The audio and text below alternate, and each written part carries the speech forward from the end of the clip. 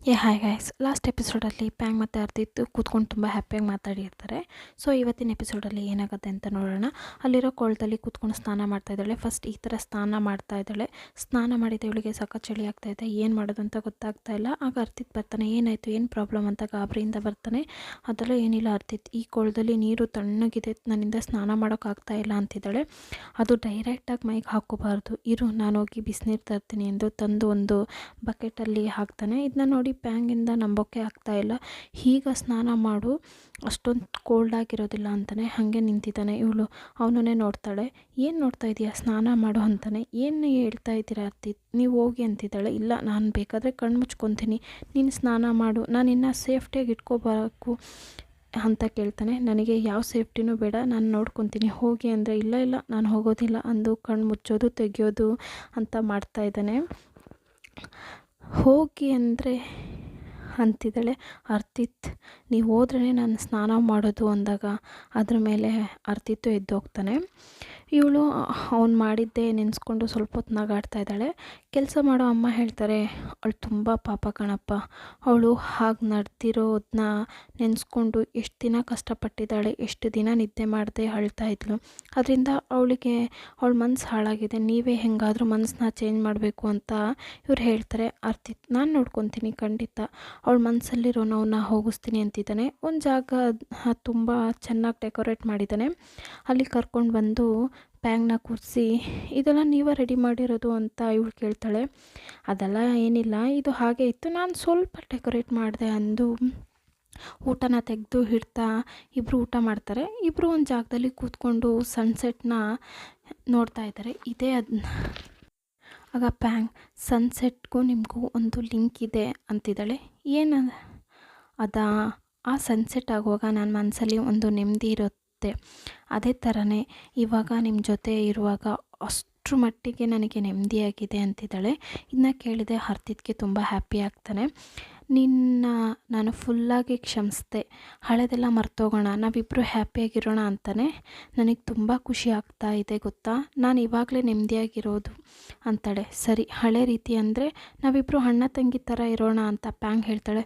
ಅಯ್ಯೋ ಪಾಪಿ, ಈ ಥರ ನಾ ಮನಸ್ಸಲ್ಲಿ ಅಂದ್ಕೊಂಡಿದ್ದಾಳೆ ಅಂದ್ಕೊಂಡು ಅಂದು, ಹಾಗಲ್ಲ, ಇದಕ್ಕೂ ಮುಂಚೆ ಅಣ್ಣ ತಂಗಿಗಿಂತ ನೆಕ್ಸ್ಟ್ ನಾವಿಬ್ಬರು ಅಂದರೆ ನೀನೊಂದನ್ನ ಆಸೆ ಪಟ್ಟಲ್ಲ, ನಾವಿಬ್ಬರು ಹೇಗಿರಬೇಕು ಅಂತ ಆ ಥರ ನಾವಿರೋಣ ಅಂತಾನೆ. ಅದೆಲ್ಲ ಸರಿಯಾಗೋದಿಲ್ಲ ಅರ್ತಿತ್, ನಮಗೆ ಸೆಟ್ ಆಗೋದಿಲ್ಲ, ಬೇಡದೇ ಇರೋ ಪ್ರಾಬ್ಲಮ್ ಬೇಡ, ನಾವಿಬ್ಬರು ಯಾವಾಗಲೂ ಫ್ರೆಂಡ್ಸೋನಲ್ಲೇ ಇರೋಣ ಅಂತಾಳೆ. ಅದೆಲ್ಲ ಆಗೋದಿಲ್ಲ ಅಂತ ಅರ್ತಿತ್ ಹೇಳ್ತಾ, ಆ ಥರ ಹೇಳಿ ನಾನು ನಿನ್ನ ಲವ್ ಮಾಡ್ತಾಯಿದ್ದೀನಿ, ಇದ್ರ ಮೇಲೆ ಏನೂ ಇಲ್ಲ ಅಂದು ಕಿಸ್ ಮಾಡೋಕ್ಕೆ ಸ್ಟಾರ್ಟ್ ಮಾಡ್ತಾನೆ. ಇವಳು ಸೈಲೆಂಟ್ ಆಗಿದ್ದಾಳೆ. ನಿನಗೂ ಓಕೆ ಅನಿಸುತ್ತೆ ಅಂತ ಅರ್ತಿತ್ ಪ್ಯಾಂಗ್ ಮುಖ ನೋಡಿ ಕೇಳ್ತಾ ಇದ್ದಾನೆ. ಮತ್ತೆ ಪ್ಯಾಂಗ್ನ ಎಳೆದು ಕಿಸ್ ಮಾಡ್ತಾನೆ.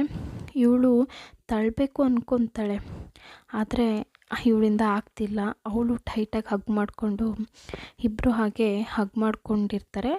ಆವಾಗ ದಿಢೀರಂತ ಒಂದು ಪಟಾಕಿ ಸೌಂಡ್ ಬರುತ್ತೆ. ಆ ಸೌಂಡನ್ನ ಕೇಳಿದ್ದೆ ಇನ್ನೂ ಟೈಟಾಗಿ ಅರ್ತಿತ್ನ ಹಗ್ ಮಾಡ್ಕೋತಾಳೆ.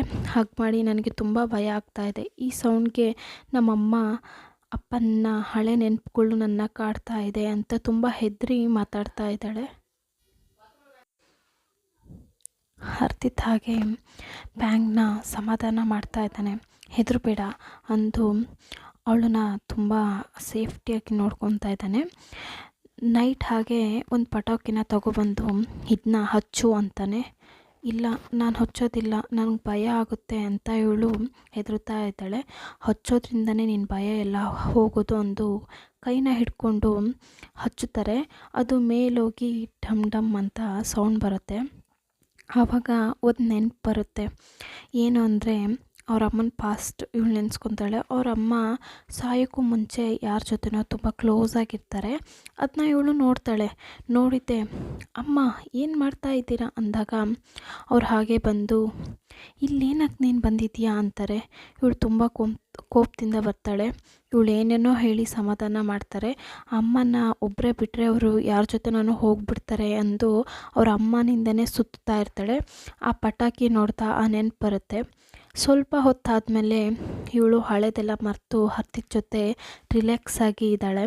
ಆಗ ಅರ್ತಿತ್, ಭಯ ಆಗ್ತಿಲ್ವಾ ಅಂತ ಕೇಳ್ತಾನೆ ಪ್ಯಾಂಗು. ಇಲ್ಲ, ಇವಾಗ ಸ್ವಲ್ಪ ರಿಲ್ಯಾಕ್ಸ್ ಆಗಿದೆ ಅಂತಾಳೆ. ಇಬ್ಬರು ಖುಷಿಯಿಂದ ಮನೆಗೆ ಬರ್ತಾ ಇದ್ದಾರೆ. ಅರ್ತಿತ್ ಇವಾಗ ಹಳೆ ಮನೆಗೆ ಹೋಗದೆ ಒಂದು ಸೇಫ್ಟಿಯಾದ ಜಾಗದಲ್ಲಿ ಇಟ್ಟಿದ್ದಾನೆ. ಅಲ್ಲಿ ಕೂರಿಸಿ, ಇನ್ಮೇಲೆ ನೀನು ಇಲ್ಲೇ ಇರು, ನೀನು ತುಂಬ ಸೇಫ್ಟಿಯಾಗಿರಬೇಕು ಅಂತಾನೆ. ನನಗೆ ನಿನ್ನ ಸೇಫ್ಟಿನೇ ಇಂಪಾರ್ಟೆಂಟು ಅಂತ ಪ್ಯಾಂಗ್ನ ನೋಡ್ಕೊಂಡು ಹೇಳ್ತಾನೆ. ಇವಳು ಬೇಡ ಅರ್ತಿತ್, ಆಂಟಿಗೆ ಗೊತ್ತಾದರೆ ದೊಡ್ಡ ಪ್ರಾಬ್ಲಮ್ ಆಗುತ್ತೆ, ಅವರು ಜಗಳ ಆಡ್ತಾರೆ ಅಂದು ಬೇಡ ಅಂತಾಳೆ. ಇಲ್ಲ, ನಾನು ನೋಡ್ಕೊತೀನಿ, ನೀನು ಇಲ್ಲೇ ಇರಬೇಕು, ನೀನು ಸೇಫ್ಟಿಯಾಗಿರೋದೇ ನನಗೆ ಮುಖ್ಯ ಅಂತಾನೆ. ಇಲ್ಲಿ ಅಮ್ಮ ಹುಡುಕ್ತಾ ಇದ್ದಾರೆ. ತೋಟದಲ್ಲಿ ಇರೋರ ಹತ್ರ ಹೇಳ್ತಾರೆ, ನನ್ನ ಮಗ ಕಾಣ್ತಾ ಇಲ್ಲ ಅಂದು. ಇವ್ರು ಕೋಪದಲ್ಲಿ ನೋಡ್ತಾ ಇದ್ದಾರೆ. ಆಗ ಸ್ಯಾಬ್ ಅಲ್ಲಿಂದ ನಿಧಾನಕ್ಕೆ ಬರ್ತಾ ಇದ್ದಾನೆ. ಸ್ಯಾಬ್ ಇಲ್ಲಿ ಬಾ ಅಂತ ಕರೀತಾರೆ. ಆವಾಗ ಅವ್ರು ಕೇಳ್ತಾರೆ, ಸ್ಯಾಬ್ ಅರ್ತಿತ್ ಎಲ್ಲಿದ್ದಾನೆ ಅಂತ ಕೇಳ್ತಾರೆ. ಸ್ಯಾಬ್ ಹತ್ರ ಅರ್ತಿತ್ ಹೇಳಿರ್ತಾನೆ, ನಾನು ಎಲ್ಲಿದ್ದೀನಿ, ನಾನು ಪ್ಯಾಂಗ್ ಜೊತೆ ಇದ್ದೀನಿ ಅಂತೆಲ್ಲ ಹೇಳಿರ್ತಾನೆ. ಆದರೆ ಹೇಳಬೇಡ ಅಂತಲೂ ಅಂದಿರ್ತಾನೆ. ಇವನು ಅಯ್ಯಯ್ಯೋ ನಾನು ಹೇಳೋದಿಲ್ಲ ಅಪ್ಪ ಅಂತ ಆ್ಯಕ್ಷನ್ ಮಾಡ್ತಾ ಇದ್ದಾನೆ. ಅವ್ರ ಅಮ್ಮನಿಗೆ ಡೌಟ್ ಬರುತ್ತೆ, ಅವನು ಬಂದಿದ್ದಾನೆ ಅಂತ ಗೊತ್ತಾಗುತ್ತೆ. ಏನು ಕರೆಕ್ಟಾಗಿ ಹೇಳ್ತೀಯಾ ಇಲ್ವಾ, ಇಲ್ಲ ಅಂದರೆ ಕೆಲಸದಿಂದ ತೆಗಿಲ್ವಾ ಅಂತ ಜೋರು ಮಾಡ್ತಾರೆ. ಇಲ್ಲ, ಅವರು ಸೇಫ್ಟಿ ಹೌಸಲ್ಲಿದ್ದಾರೆ ಅಂದಾಗ ಯಾರ ಜೊತೆ ಇದ್ದಾನೆ ಅಂತ ಕೇಳ್ತಾರೆ. ಮತ್ತೆ ಬಾಯಿನ ಮುಚ್ಕೋತಾನೆ. ನಿಜ ಹೇಳ್ತೀಯೋ ಇಲ್ವಾ, ಇಲ್ಲ ಅಂದರೆ ನಿನ್ನ ಕೆಲಸದಿಂದ ತೆಗಿಲ್ವಾ ಅಂತ ಮತ್ತೆ ಜೋರು ಮಾಡ್ತಾರೆ. ಪ್ಯಾಂಗ್ ಜೊತೆನೇ ಇದ್ದಾರೆ ಅಂತ ಹೇಳ್ತಾನೆ. ಅಷ್ಟೇ, ಇಲ್ಲಿ ಇವರಿಗೆ ಸಖತ್ ಕೋಪ ಬರುತ್ತೆ. ಬೇಗ ಬೇಗ ಹೋಗ್ತಾರೆ. ಅಪ್ಪ ಬರ್ತಾರೆ. ಅವರು ಹೆತ್ರಿ ಇವ್ರ ಅಮ್ಮನಿಂದನೇ ಏನು ಮಾಡ್ತಾಳೋ ಏನೋ ಅಂತ ಅವ್ರ ಹಿಂದೆನೇ ಹೋಗ್ತಾರೆ. ಇಬ್ಬರು ಹೋಗಿ ಪ್ಯಾಂಗ್ಗೆ ಅವರಮ್ಮ ಪಟ್ ಅಂತ ಸ್ಲ್ಯಾಪ್ ಮಾಡ್ತಾರೆ. ನನ್ನ ಮಗನ ಹಿಂದೆ ಬರಬೇಡ ಅಂತ ಎಷ್ಟು ಸಲ ಹೇಳಿದ್ದೀನಿ ಅಂತ ಹೇಳ್ತಾರೆ. ನಿನಗೆ ಎಷ್ಟು ಸಾರಿ ಹೇಳಿದ್ರು ಕೇಳೋದಿಲ್ವಾ, ನನ್ನ ಮಗನ ಜೀವಂತವಾಗಿ ಬದುಕೋಗಿ ಬಿಡು, ಸಾಯಿಸ್ಬೇಡ ಪ್ಲೀಸ್ ಅಂತ ಕೈ ಮುಗಿದು ಅಳ್ತಾ ಕೇಳ್ತಾರೆ. ಇದನ್ನ ನೋಡಿ ಪ್ಯಾಂಗ್ಗೆ ಕಷ್ಟ ಆಗುತ್ತೆ. ಅಂಕಲ್ನ ಹಗ್ ಮಾಡಿ ಸಖತ್ ಅಳ್ತಾ ಇದ್ದಾಳೆ. ಸ್ಯಾಬ್ ಅರ್ತಿತ್ಗೆ ಕಾಲ್ ಮಾಡಿ ನಡೆದಿರೋ ವಿಷಯನ ಹೇಳ್ತಾನೆ. ಅದು ಪ್ಯಾಂಗ್ಗೆ ಅಮ್ಮ ಹೊಡೆದ್ರು ಅಂತಾನೆ. ಇದೆಲ್ಲ ಗೊತ್ತಾಗದೆ ಇವನು ಕೂಲಾಗಿ ಆಫೀಸಲ್ಲಿ ಕೂತ್ಕೊಂಡು ವರ್ಕ್ ಮಾಡ್ತಾ ಇದ್ದಾನೆ. ಇದನ್ನ ಕೇಳಿದ್ರೆ ಸಖತ್ ಕೋಪದಿಂದ ಇದ್ದು ಮನೆಗೆ ಹೋಗ್ತಾನೆ. ಅಮ್ಮ ಏನು ಮಾಡ್ತಾ ಇದ್ದೀರಾ, ನೀವೇನಕ್ಕೆ ಪ್ಯಾಂಗ್ಗೆ ಆ ಥರ ಕಷ್ಟ ಕೊಡ್ತಾ ಇದ್ದೀರಾ ಅಂತ ಕೇಳ್ತಾರೆ. ಏನೋ ನೀನು ಅವಳನ್ನ ಸಪೋರ್ಟ್ ಮಾಡಿ ಮಾತಾಡ್ತಾ ಇದೀಯಾ, ಅವಳೇ ತಾನೇ ಸಾಯೋ ಲೆವೆಲ್ಗೆ ಕರ್ಕೊಂಡು ಹೋಗಿದ್ದು, ಗೊತ್ತಿಲ್ವಾ ಅಂತ ಹೇಳ್ತಾರೆ. ಅಮ್ಮ ನನಗೆ ಗೊತ್ತು, ಅವಳೊಂದು ಪ್ರಾಬ್ಲಮಲ್ಲಿ ಇದ್ದಾಳೆ ಅಂತಾನೆ. ಅವಳಿಗೆ ಪ್ರಾಬ್ಲಮ್ ಬರುತ್ತೆ ಅಮ್ಮ, ನೀನೇಕೋ ಅವಳ ಮೇಲೆ ಅಕ್ಕರೆ ತೋರಿಸ್ತೀಯಾ ಅಂತ ಕೋಪದಲ್ಲಿ ಹೇಳ್ತಾರೆ. ನನಗೊಂದು ಹುಡುಗಿ ತುಂಬ ಇಷ್ಟ ಆದರೆ ಏನು ಮಾಡ್ತೀರಾ, ಅದು ಪ್ಯಾಂಗೆ, ನಾನು ಪ್ಯಾಂಗ್ನ ಲವ್ ಮಾಡ್ತಾಯಿದ್ದೀನಿ ಅಂತ ಓಪನ್ ಆಗಿ ಹೇಳ್ತಾರೆ. ಅವರು ಶಾಕಾಗಿ ನಿಂತಿದ್ದಾರೆ. ಆ ಶಾಕಿಂದ ಹೊರಗಡೆ ಬರೋಕ್ಕೂ ಆಗ್ತಾಯಿಲ್ಲ. ಹಾಗೆ ಪ್ಯಾಂಗ್ನ ನೋಡೋಕ್ಕೆ ಇಲ್ಲಿ ಅರ್ತಿತ್ ಬರ್ತಾನೆ. ಹೊರಗಡೆ ಬಂದರೆ ತಾನೇ ಪ್ಯಾಂಗ್ ಮಾತಾಡೋಕ್ಕಾಗೋದು ಅಂತ ಅರ್ತಿತ್ ಹೇಳ್ತಾನೆ. ಹಾಗೆ ಹೇಳಿದೆ ಹೊರಗಡೆ ಬರ್ತಾಳೆ. ಏನು ಬೇಕು ನಿಮಗೆ, ಅಮ್ಮ ಸ್ವಲ್ಪ ದಿನ ಹೋದರೆ ಅರ್ಥ ಮಾಡ್ಕೋತಾರೆ ಅಂತಾನೆ. ನಾವು ಯಾವ ರಿಲೇಷನ್ಶಿಪ್ಪಲ್ಲೂ ಇರೋದು ಬೇಡ, ನಾನು ಯಾವಾಗಿನಂತೆ ನಿಮ್ಮ ತಂಗಿಯಾಗಿರ್ತೀನಿ ಪ್ಲೀಸ್, ಅದೇ ಎಲ್ರಿಗೂ ಒಳ್ಳೆಯದು. ಇದಕ್ಕೂ ಮುಂಚೆ ಹೆಂಗೆ ನನ್ನ ದ್ವೇಷ ಮಾಡ್ತಾಯಿದ್ರೋ ಇದ್ರ ಮೇಲೂ ಹಾಗೆ ಇರಿ. ಆಂಟಿ ಮನಸ್ಸನ್ನ ಕಷ್ಟಪಡ್ಸೋಕೆ ನನಗಿಷ್ಟ ಇಲ್ಲ. ಯಾಕೆ ಅಂದರೆ ನಾನು ತುಂಬ ಸಲ ಕಷ್ಟಪಡಿಸಿದ್ದೀನಿ. ಈ ಸಲನೂ ನನ್ನಿಂದಲೇ ನಿಮಗೆ ಗಂಟುಟಾಯಿತು ಅಂತ ಆಂಟಿಗೆ ಗೊತ್ತಾಗಿದೆ. ಅವ್ರನ್ನ ಮೇಲೂ ಕಷ್ಟಪಡಿಸೋದು ಬೇಡ. ಇನ್ಮೇಲೆ ಈ ಥರ ಇರೋದು ನಮ್ಮಿಬ್ಬರ ನಡುವೆ ಯಾವುದೇ ರಿಲೇಷನ್ಶಿಪ್ ಬೇಡ ಅಂದು ಅಲ್ಲಿಂದ ಹೋಗ್ತಾಳೆ. ಇವನು ಕೈ ಹಿಡಿದು ಒಂಥರ ಫೀಲಲ್ಲಿ ಅವಳನ್ನ ನೋಡ್ತಾನೆ. ಅದನ್ನು ಕೂಡ ಅರ್ಥ ಮಾಡ್ಕೊಳ್ದೆ ಹೋಗ್ತಾಳೆ. ಇವನಿಗೆ ಅಳುನೇ ಬರ್ತಾ ಇಲ್ಲ. ಆ ಲೆವೆಲಿಗೆ ಅರ್ತಿತ್ ಮನಸ್ಸು ಹೊಡೆದೋಗಿದೆ. ಇವಳೇನು ಬೆಳಗ್ಗೆಯಿಂದ ಕಾಣ್ತಾ ಇಲ್ಲ ಅಂದು ಅರ್ತಿತ್ ಪ್ಯಾಂಗ್ಗೆ ಕಾಲ್ ಮಾಡ್ತಾನೆ. ಆಗ ಪ್ಯಾಂಗ್ ಕಾಲ್ ಅಟೆಂಡ್ ಮಾಡಿ, ನಾನು ಮಾರ್ಕ್ ಜೊತೆ ಹೊರಗಡೆ ಹೋಗ್ತೀನಿ ಅಂತ ಇದ್ದಾಳೆ. ನಿನಗೆ ಸ್ವಲ್ಪನೂ ಬುದ್ಧಿ ಇಲ್ವಾ, ಮಾರ್ಕ್ ಸರಿ ಇಲ್ಲ ಅಂತ ಹೇಳ್ತಾ ಇದ್ದಾನೆ. ಯಾಕೆ ಅರ್ಥ ಮಾಡ್ಕೊತಾನೆ ಇಲ್ಲ ಅಂತ ಕೋಪದಲ್ಲಿ ಮಾತಾಡ್ತಾ ಇದ್ದಾನೆ. ನಾನು ಎಲ್ಲಿಗೆ ಹೋದರೆ ಏನು, ನಿಮ್ಮ ಕೆಲಸ ನೀವು ಮಾಡಿ ಎಂದು ಕಾಲ್ ಕಟ್ ಮಾಡ್ತಾಳೆ. ಅಲ್ಲಿಗೆ ಹೋದ್ಮೇಲೆ ಮಾರ್ಕ್ ಯಾರು ಅರ್ತಿತ್ತ, ಏನು ನನ್ನ ಹತ್ರ ಮಾತಾಡೋದು ಬೇಡ ಅಂತ ಕೇಳ್ತಾ ಇದ್ದಾನೆ. ಹಾಗೇನಿಲ್ಲ, ಬ್ಯುಸಿಯಾಗಿದ್ದೆ, ಅದರಿಂದ ನಿಮ್ಮ ಕಾಲ್ನ ನಾನು ಅಟೆಂಡ್ ಮಾಡ್ತಿರಲಿಲ್ಲ ಅಂತ ಇವಳು ಹೇಳ್ತಾ ಇದ್ದಾಳೆ. ಮಾರ್ಕ್ ಏನು ಮಾಡ್ತಾನೆ ಅಂದರೆ ಪ್ಯಾಂಗ್ ಕೈನ ಹಿಡ್ಕೊತಾನೆ. ಅದು ಹಿಡ್ಕೊಂಡು ಬಿಡ್ತಾನೇ ಇಲ್ಲ. ಕೈನ ಟೈಟಾಗಿ ಹಿಡ್ಕೊಂಡು ಪ್ಯಾಂಗ್ಗೆ ತಪ್ಪಾಗಿ ಫೀಲ್ ಆಗ್ತಾಯಿದೆ. ಕೈನ ತೆಗಿಯೋಕ್ಕೆ ಟ್ರೈ ಮಾಡ್ತಾ ಇದ್ದಾಳೆ, ಆದರೆ ತೆಗಿಯೋಕ್ಕೆ ಆಗ್ತಾಯಿಲ್ಲ. ಅಲ್ಲಿಂದ ಅರ್ತಿತ್ ಬಂದಿದ್ದೇ ಮಾರ್ಕ್ನ ಹಿಡ್ಕೊಂಡು ಹೊಡಿತಾನೆ. ಹಾಗೆ ನನ್ನ ಹುಡುಗಿ ಕೈನ ಹಿಡ್ಕೊಂಡಿದ್ದೀಯಾ, ನಿನಗೆಷ್ಟೋ ಧೈರ್ಯ ಅಂತ ಹಿಡ್ಕೊಂಡು ಹೊಡಿತಾ ಇದ್ದಾನೆ. ಪ್ಯಾಂಗ್ ಅರ್ತಿತ್ನ ಬಿಡ್ಸೋಕೆ ನೋಡ್ತಿದ್ದಾಳೆ, ಆದರೆ ಆಗ್ತಿಲ್ಲ. ಪ್ಯಾಂಗ್ ಒಂದು ಲೆವೆಲಿಗೆ ಅರ್ತಿತ್ ಹೊಡಿಬೇಡ, ಇನ್ನು ಒಂದು ಹೊಡೆತ ಹೊಡೆದ್ರೂ ನಾನು ನಿನ್ನ ಹತ್ರ ಮಾತಾಡೋದಿಲ್ಲ ಅಂದಾಗ ಹೊಡೆಯೋದನ್ನೇ ಸ್ಟಾಪ್ ಮಾಡ್ತಾನೆ.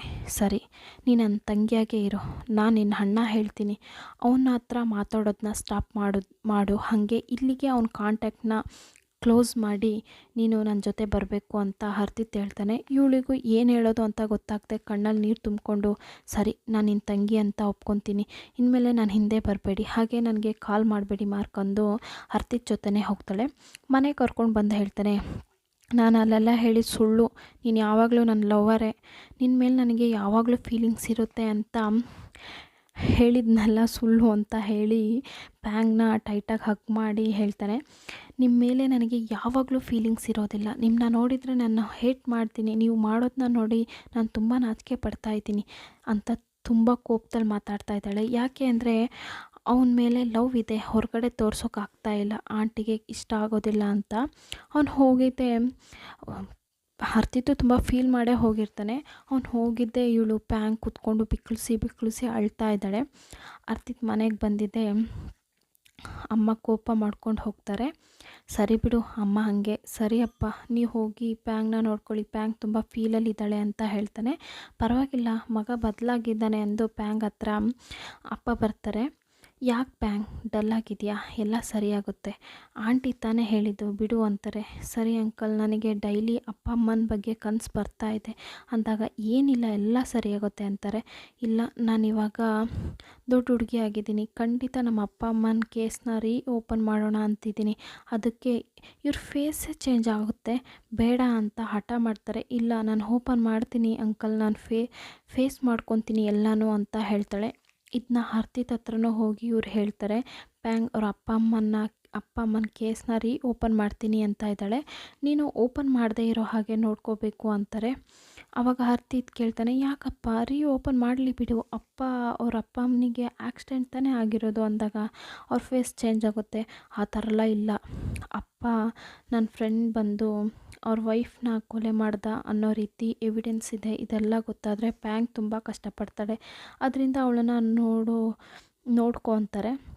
ಇವನಿಗೆ ಶಾಕ್ ಆಗ್ತಾಯಿದೆ. ನೆಕ್ಸ್ಟ್ ಸೀನಲ್ಲಿ ನಾನು ಹೇಳ್ತಾನೆ, ನಾನು ಲಿಂಗ್ಗೆ ಪ್ರಪೋಸ್ ಮಾಡಬೇಕು ಅಂತ ಇದ್ದೀನಿ, ನೀನು ಮತ್ತು ಪ್ಯಾಂಗ್ ನನಗೆ ಹೆಲ್ಪ್ ಮಾಡಬೇಕು ಅಂದಾಗ, ನಾನು ಪ್ಯಾಂಗ್ ಹತ್ರ ಹೇಳೋದಿಲ್ಲ, ನೀನೇ ಹೇಳು ಅಂತ ಅರ್ತಿತ್ ಹೇಳ್ತಾನೆ. ಯಾಕೋ ನಿಮ್ಮಿಬ್ಬರಿಗೂ ಮತ್ತೆ ಜಗಳನ, ಯಾವಾಗ ನೋಡಿದ್ರೂ ಜಗಳ ಮಾಡೋದೇ ಕೆಲಸನ ಅಂತ ಕೇಳ್ತಾ ಇದ್ದಾನೆ. ನನಗೆ ಗೊತ್ತಿಲ್ಲ, ಅವಳು ಓಕೆ ಅಂದರೆ ನಾನು ಹೆಲ್ಪ್ ಮಾಡ್ತೀನಿ ಅಂದಾಗ ಇವರಿಬ್ಬರು ಸೇರಿ ಪ್ಯಾಂಗ್ ಹತ್ರ ಬರ್ತಾರೆ. ಪ್ಯಾಂಗ್ ಹತ್ರ ಹೇಳ್ತಾನೆ, ನಾನು ಲಿಂಗ್ಗೆ ಪ್ರಪೋಸ್ ಮಾಡಬೇಕು ಅಂತ ಇದ್ದೀನಿ, ನೀನು ನನಗೆ ಹೆಲ್ಪ್ ಮಾಡಬೇಕು, ನೀನು ಮತ್ತು ಅರ್ತಿತ್ ಸೇರಿ ಅಂದಾಗ ಅವಳಿಂದ ಏನೂ ಹೇಳೋಕ್ಕಾಗ್ತಾಯಿಲ್ಲ. ಯಾಕೆ ಅಂದರೆ ನಾನು ಹೆಲ್ಪ್ ಕೇಳ್ದೆ ಅಲ್ವಾ, ನೀನು ಹೆಲ್ಪ್ ಕೇಳಿದ್ಮೇಲೆ ನಾನು ಮಾಡಲ್ಲ ಅಂತೀನ, ಖಂಡಿತ ನಾನು ಮಾಡ್ತೀನಿ ಅಂದು ಇವರೊಂದು ಪ್ಲ್ಯಾನ್ ಹಾಕ್ತಾರೆ. ಲಿಂಗ್ನ ನೋಡಿ ಪ್ಯಾಂಗ್ ಹೇಳ್ತಾಳೆ, ನಾನು ರೋಸ್ ಗಾರ್ಡನ್ಗೆ ಒಬ್ಬ ಮಾಡಲು ಬೇಕು, ನಾಳೆ ನೀವು ರೆಡಿಯಾಗಿ ಬನ್ನಿ ಅಂತಾಳೆ. ಲಿಂಗು ಓಕೆ ಅಂತ ಖುಷಿಯಿಂದ ಹೇಳ್ತಾಳೆ. ಮಾರ್ನಿಂಗ್ ತುಂಬ ಕ್ಯೂಟಾಗಿ ರೆಡಿಯಾಗಿ ಬಂದಿದ್ದಾಳೆ ಲಿಂಗ್. ಏನೋ ಅರ್ತಿತ್ ಶೂಟಿಂಗ್ಗೆ ಏನೂ ರೆಡಿ ಮಾಡಿಲ್ವಾ, ಏನೋ ಸೌಂಡೆಲ್ಲ ಕೇಳ್ತಾ ಇದೆ ಅಂತ ಲಿಂಗ್ ಕೇಳ್ತಾ ಇದ್ದಾಳೆ. ಇಲ್ಲಿ ನಾನು ತುಂಬ ಹ್ಯಾಂಡ್ಸಮಾಗಿ ಬರ್ತಾ ಇದ್ದಾನೆ, ಇದನ್ನ ನೋಡಿ ನಾನು ಶೂಟಿಂಗೆಲ್ಲ ಮುಗಿಸಿ ಬರ್ತೀನಿ ಹೋಗು ಅಂತ ಇದ್ದಾಳೆ. ಇನ್ನೂ ನಿನಗೆ ಅರ್ಥ ಆಗಿಲ್ವಾ, ನಿನಗೆ ಪ್ರಪೋಸ್ ಮಾಡೋಕ್ಕೆ ನಾವೆಲ್ಲ ಸರ್ಪ್ರೈಸ್ ಮಾಡಿದ್ವಿ, ಆದರೆ ನಿನಗೆ ತುಂಬ ರೊಮ್ಯಾಂಟಿಕ್ಕಾಗಿ ಮಾಡೋದು ಇಷ್ಟ ಆಗೋದಿಲ್ಲ, ನನ್ನಿಂದ ಆದಷ್ಟು ಸಿಂಪಲಾಗಿ ಮಾಡ್ತೀನಿ ಎಂದು ರಿಂಗ್ನ ಕೈಗೆ ಹಾಕ್ತಾನೆ. ಲಿಂಗು ಸ್ಮೈಲ್ ಮಾಡ್ತಾ ಆ ಪ್ರಪೋಸಲ್ನ ಅಕ್ಸೆಪ್ಟ್ ಮಾಡ್ಕೋತಾಳೆ. ಹಾಗೆ ಎಲ್ಲರೂ ಖುಷಿಯಾಗಿದ್ದಾರೆ. ಅರ್ತಿತ್ ಪ್ಯಾಂಗ್ನ ಬಿಡದೆ ನೋಡ್ತಾ ಇದ್ದಾನೆ. ಪ್ಯಾಂಗೂ ಗೊತ್ತು ಅರ್ತಿತ್ ನೋಡ್ತಾ ಇದ್ದಾನೆ ಅಂತ, ಆದರೆ ನೋಡದೇ ಇರೋ ರೀತಿ ನಿಂತಿದ್ದಾಳೆ. ಅರ್ತಿತ್ ಪಕ್ಕದಲ್ಲಿ ಬಂದು, ಏನಮ್ಮ ತುಂಬ ಚೆನ್ನಾಗಿದೆಯಾ ಈ ಪ್ರಪೋಸಲ್ ಅಂತ ಕೇಳ್ತಾ ಇದ್ದಾನೆ. ಹೌದು, ಅವ್ರನ್ನ ನೋಡುವಾಗ ನನಗೆ ಹೊಟ್ಟೆ ಕಿಚ್ಚು ಬರ್ತಾ ಇದೆ ಅಂತಾಳೆ. ನೀನು ನಿನಗಿಷ್ಟ ಆಗಿರೋ ಹುಡುಗನ ಜೊತೆ ಈ ಥರ ಇರ್ಬೋದು ಅಂದಾಗ ಅದೆಲ್ಲ ಈ ಜನ್ಮದಲ್ಲಿ ನಡೆಯೋದಿಲ್ಲ. ನಾನು ಲಾಸ್ಟ್ವರೆಗೂ ಸಿಂಗಲ್, ನನ್ನ ಲೈಫಲ್ಲಿ ಆ ಥರ ಎಲ್ಲ ಬರದೇ ಇಲ್ಲ ದೇವರು ಅಂತ ಇವಳು ಹೇಳ್ತಾ ಇದ್ದಾಳೆ. ಲಾಸ್ಟ್ವರೆಗೂ ಒಂದಾಗೋಕ್ಕಾಗಲ್ಲ ಅಂತ ಹೇಳೋ ರೀತಿ ಹೇಳ್ತಾ ಇದ್ದಾಳೆ. ಇದನ್ನ ಕೇಳಿದ ಅರ್ತಿತ್ ಫೇಸ್ ಬಾಡೋಗತ್ತೆ. ಅಲ್ಲಿ ಕೋರ್ಟ್ ಬಂದು ಹೇಳ್ತಾನೆ, ಇಬ್ಬರು ನಿಲ್ಲಿ, ಇಬ್ಬರೂ ಫೋಟೋ ತೆಗಿತೀನಿ ಅಂತ ಹೇಳ್ತಾ ಇದ್ದಾನೆ. ಇಬ್ಬರು ಒಬ್ಬರು ನೋಡಿಕೊಂಡು ಇಬ್ಬರು ದೂರ ದೂರ ನಿಂತಿದ್ದಾರೆ. ಅರ್ತಿತ್ ಸ್ಯಾಡಾಗಿ ನಿಂತಿದ್ದಾನೆ. ಯಾಕೋ ಇಷ್ಟು ದೂರ ನಿಂತಿದ್ದೀರಾ, ಪಕ್ಕದಲ್ಲಿ ನಿಂತ್ಕೊಳ್ಳಿ ಅಂತಾನೆ. ಇಬ್ಬರು ಪಕ್ಕದಲ್ಲಿ ನಿಂತ್ಕೊತಾರೆ. ಅರ್ತಿತ್ ಪ್ಯಾಂಗ್ ಮೇಲೆ ಕೈ ಹಾಕೋದೋ ಬೇಡವೋ ಅಂತ ಥಿಂಕ್ ಮಾಡ್ತಾ ಇದ್ದಾನೆ. ಬೈತಾಳೆ ಅನ್ಕೊತಾನೆ, ಆದರೂ ಪರವಾಗಿಲ್ಲ ಅಂದು ಕೈನ ಹಾಕ್ತಾನೆ. ಇವಳು ಏನೂ ಹೇಳೋದಿಲ್ಲ. ಇಬ್ಬರು ಸ್ಮೈಲ್ ಮಾಡಿ ಫೋಸ್ ಕೊಡ್ತಾ ಇದ್ದಾರೆ. ಮಾರ್ಕ್ ಪ್ಯಾಂಗ್ಗೆ ಬಿಡದೆ ಕಾಲ್ ಮಾಡ್ತಾನೇ ಇದ್ದಾನೆ. ಆದರೆ ಪ್ಯಾಂಗ್ಗೆ ಮಾರ್ಕ್ ತುಂಬ ಫೋರ್ಸ್ ಮಾಡೋದ್ರಿಂದ ಇಷ್ಟ ಆಗ್ತಾನೇ ಇಲ್ಲ. ಏನೋ ತಪ್ಪಾಗಿದೆ ಅಂದ್ಕೊಂಡು ಅವಾಯ್ಡ್ ಮಾಡ್ತಾಳೆ. ಮಾರ್ಕ್ ತುಂಬ ಕೋಪ ಪಡ್ತಾನೆ. ನೀನು ನನ್ನ ಅವಾಯ್ಡ್ ಮಾಡ್ತಾ ಇದ್ದೀಯಾ ಅಂದ್ಕೊಂಡು ಪ್ಯಾಂಗ್ ಬಂದು ಅಂಕಲ್ ಹತ್ರ ಬಂದು ಮಾತಾಡ್ತಾ ಇದ್ದಾಳೆ. ನಾನು ಬ್ಯಾಂಕಾಗೆ 2 ದಿನ ಹೋಗೋಣ ಅಂತ ಇದ್ದೀನಿ ಅಂತಾಳೆ. ಅಂಕಲ್ ಕೇಳ್ತಾರೆ ಯಾಕೆ ಅಂದಾಗ, ಇಲ್ಲ ಸುಮ್ಮನೆ ಅಂದಾಗ, ಏನಾದರೂ ಕೇಸ್ ವಿಷಯವಾಗಿ ಹೋಗ್ತಾ ಇದೆಯಾ ಅಂತ ಕೇಳ್ತಾರೆ. ಹೌದು ಅಂಕಲ್ ಅಂದು ಹೋಗ್ತಾಳೆ. ಎಷ್ಟು ಹೇಳಿದ್ರು ಕೇಳದೆ ಕೇಸ್ನ ಓಪನ್ ಮಾಡಲೇಬೇಕು ಅನ್ನೋದರಲ್ಲಿ ಅವಳು ಕಾನ್ಫಿಡೆಂಟ್ ಆಗಿದ್ದಾಳೆ. ಅಲ್ಲೋಗಿ ಒಬ್ಬಳು ಕ್ಲೈಂಟ್ನ ಮೀಟ್ ಮಾಡಿ ಮಾತಾಡುವಾಗ ಅಲ್ಲಿಗೆ ಮಾರ್ಕ್ ಬರ್ತಾನೆ. ಅವನನ್ನ ನೋಡಿ ತುಂಬ ಶಾಕಿಂಗಲ್ಲಿ ನೋಡ್ತಾಳೆ. ಮಾರ್ಕ್, ನಾನು ನಿನ್ನ ನೋಡೋಕ್ಕೆ ಬಂದಿಲ್ಲ, ನಾನು ಒಬ್ಬರು ಕ್ಲೈಂಟ್ನ ಮೀಟ್ ಮಾಡೋಕ್ಕೆ ಬಂದೆ, ನೀವು ಹೋಗಿ ಆಮೇಲೆ ಬನ್ನಿ ಅಂತಾಳೆ. ಆ ಕ್ಲೈಂಟೇ ನಾನೇ ಕಣಮ್ಮ ಅಂದು ಮಾರ್ಕ್ ಅಲ್ಲಿ ಸ್ಟೂಲ್ ಮೇಲೆ ಕೂತ್ಕೊತಾನೆ. ಇವಳು ಸಕ್ಕ ಶಾಕ್ ಆಗ್ತಾಳೆ.